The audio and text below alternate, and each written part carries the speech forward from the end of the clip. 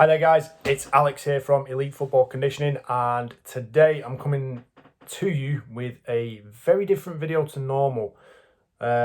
Something that I like to do as a coach is to kind of get inside my athlete's head and figure out what's going on, try and understand their way of thinking, and ultimately it actually helps me coach them better if I can get on the same level as them.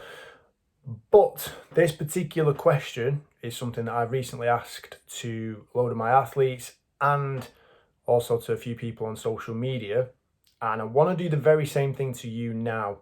So, and it's not an easy question. It's actually quite a difficult question to summarize, describe, or really give your full opinion on.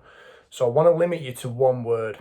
Okay, so the question, and you can write this down, I want you to finish this sentence. Winning is, and then you get one word. The first word that comes into your head, fill in that gap. Okay, don't overthink it.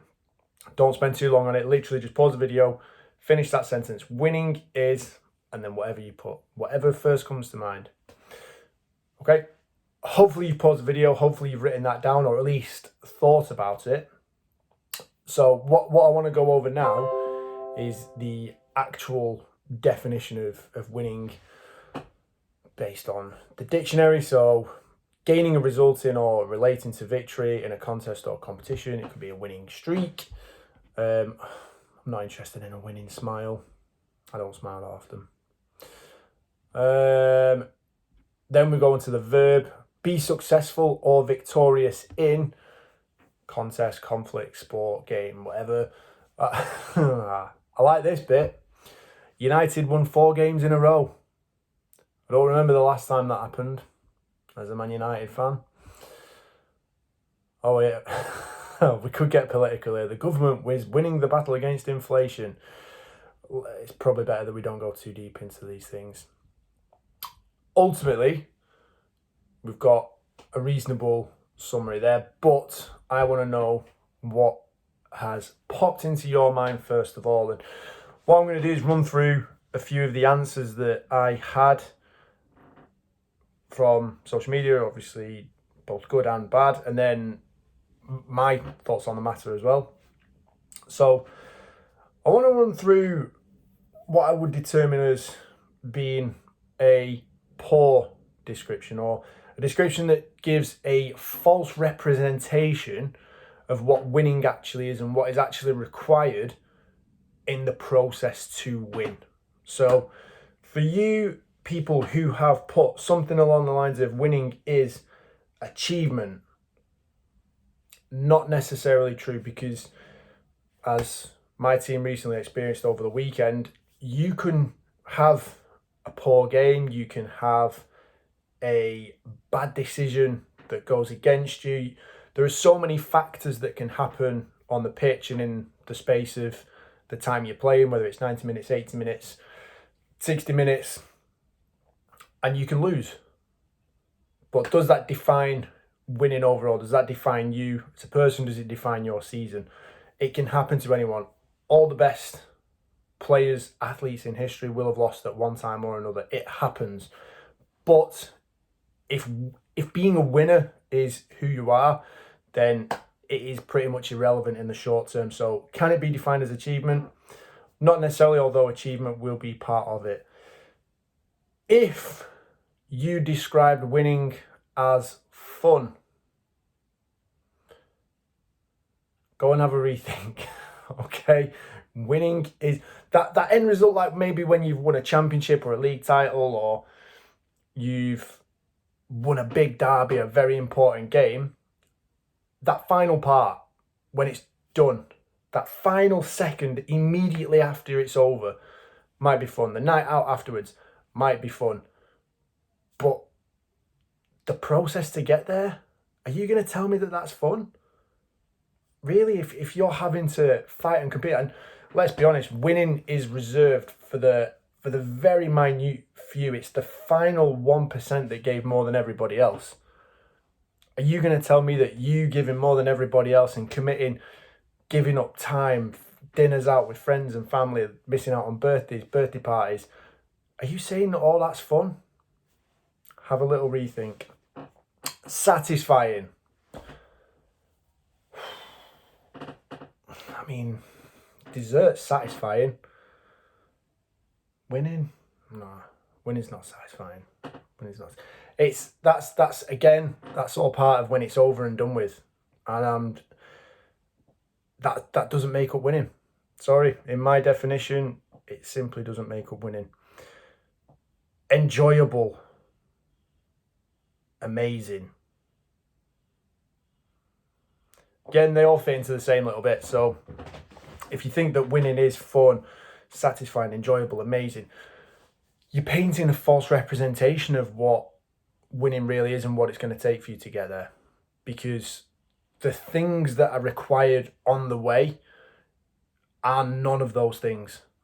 And all of those things that you have to miss out on and give up are required. They are your payment. That is your penance for getting above everybody else. Like, are you prepared to do the gym sessions? Are you prepared to do the sprints, turn up to training week in, week out?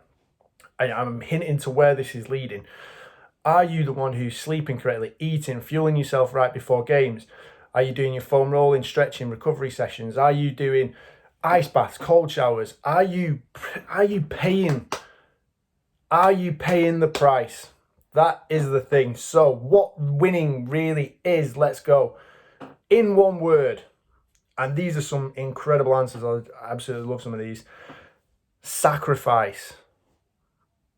Earned. You do have to earn it. Grinding. Day in, day out, every moment. Part of my take no days off philosophy. You have to be doing something every day to better yourself. Investment, time, your finances, your emotions, all of that. Hell. I love that one. Hell. Unrelenting. It is quite simply like, as soon as you think you're getting ahead of the game, you'll get hit. There'll be something that will bring you down a peg or two. Suffering. Yes. Winning is suffering. If you are suffering right now, you are in the right place for winning. If you are suffering and pushing forwards and doing the things that are required to get you to the next phase and move you out of the current position you're in, that's winning. That's part of the process. That is the grind. And then the last one I got written down on my little sheet of paper. What I believe it is everything. There is nothing out there that matters more. It is who you are. It's what you do. It's every single thing you pay attention to, what comes into your mind, what you read, what you listen to, what you speak, the way you walk, the way you speak to people, the way you deal with relationships. We've seen some great examples recently of people who I can only really define as losers treating people closest to them as trash and just undeserving. Like, you cannot be elite if that's the kind of behavior that you indulge. If you want to be the very best that you can be, that requires you to be a great person first and foremost, whether it's leading by example, leading your teammates. If you cannot be a great person, you become incredibly hard to follow. The only fact that, I mean, there are always going to be some exceptions to these rules, but probably one of the greatest athletes of all time, Michael Jordan, he led by example. He gave up he sacrificed everything to be able to win on the court. Dragged his teammates, turned his teammates off massage tables, did what he needed to do to get them into the gym, and probably one of the most successful athletes of all time. He certainly will be one of the most remembered ever.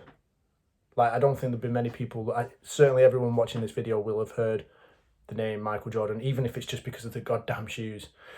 But you don't get those shoe deals and stuff like that unless you pay the price in the first place. You have to do the work to get there. So my parting message to you today, do the work. Every single moment, every little bit around you, that's your opportunity. Do the work. Be a great person first and foremost, and do what it takes to move yourself to the next level.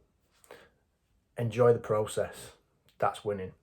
If you're hurting, you're on the right track. I'll see you again soon.